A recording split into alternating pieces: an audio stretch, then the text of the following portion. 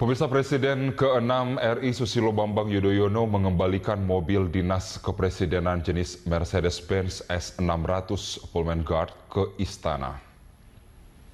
Kepala Sekretariat Presiden Darmansyah Jumala mengatakan mobil itu diantar ke Istana pada Rabu siang. Darmansyah mengatakan mobil tersebut diserah terimakan secara resmi dengan berita acara dan saat ini mobil sudah disimpan di garasi Istana Negara. Setelah melakukan check up, mobil tersebut akan diserahkan ke pasukan pengamanan Presiden. Dengan kembalinya mobil dari SBY itu, maka Mercedes-Benz S600 Pullman Guard yang ada di Istana menjadi 8 buah. Mobil tersebut akan digunakan untuk kegiatan Presiden dan istri beserta wakil Presiden dan istri.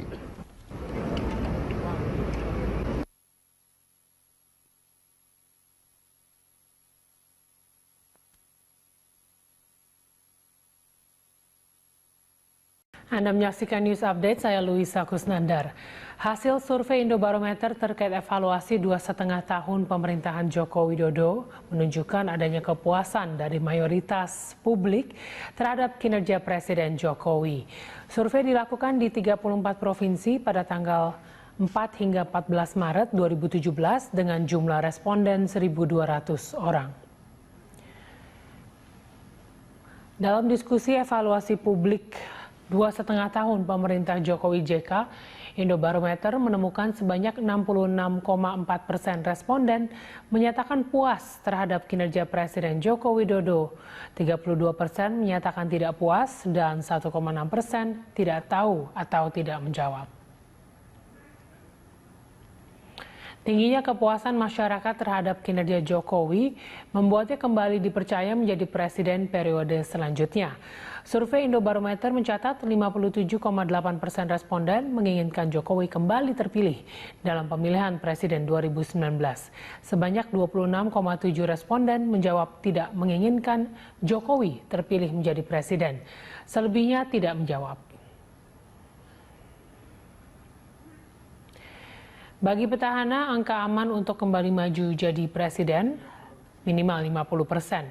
Adapun tingkat keberhasilan pemerintahan Jokowi menurut publik terlihat dari program pembangunan yang meningkat, diantaranya pelayanan pendidikan, Kartu Indonesia Sehat, infrastruktur, kebijakan tol, laut, dan pemberantasan korupsi. Anda mengikuti News Update Berita 1 News Channel, saya Doni De Keizer. Indobarometer merilis hasil evaluasi publik 2,5 tahun pemerintahan Joko Widodo Yusuf Kala.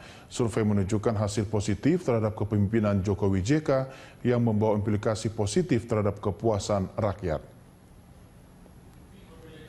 Keberhasilan pemerintahan Joko Widodo dalam program pembangunan baik ke infrastruktur maupun ke rakyat ditanggapi positif oleh masyarakat Indonesia.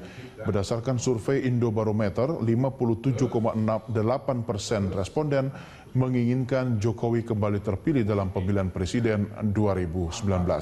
Kemampuan Jokowi dalam merangkul rakyat dianggap sebagai contoh pelayan masyarakat yang baik dari pemerintah ke rakyatnya. Hal ini menjadi pertanda positif bagaimana Joko Widodo mencitrakan pemerintah yang bersih dan positif, sekaligus memberi kepercayaan diri untuk investor asing.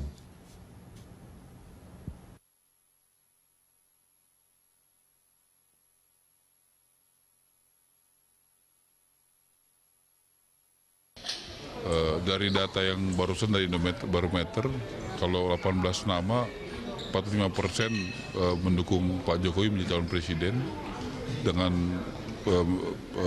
mendukung presiden dengan survei yang sangat tinggi. Yang kedua, ketiga Pak Prabowo dan yang lain itu jauh sekali di bawah.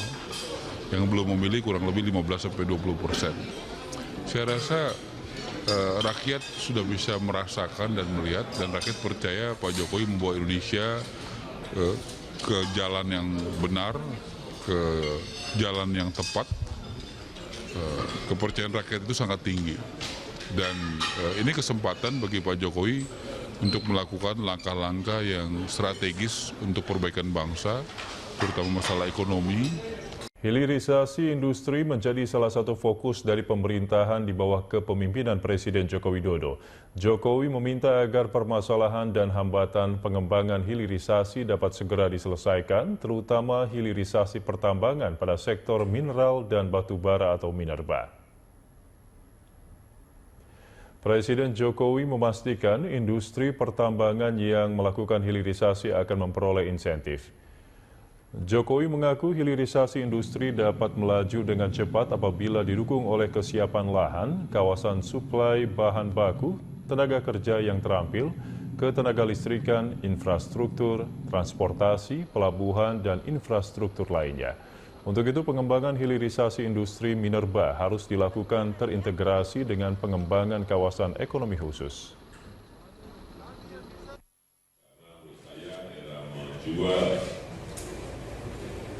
Sumber daya alam sudah berakhir, menjual bahan mentah sudah kita stop. Kita harus mulai mengubah paradigma minerba sebagai komoditas menjadi minerba yang mampu menciptakan nilai tambah bagi perekonomian nasional kita.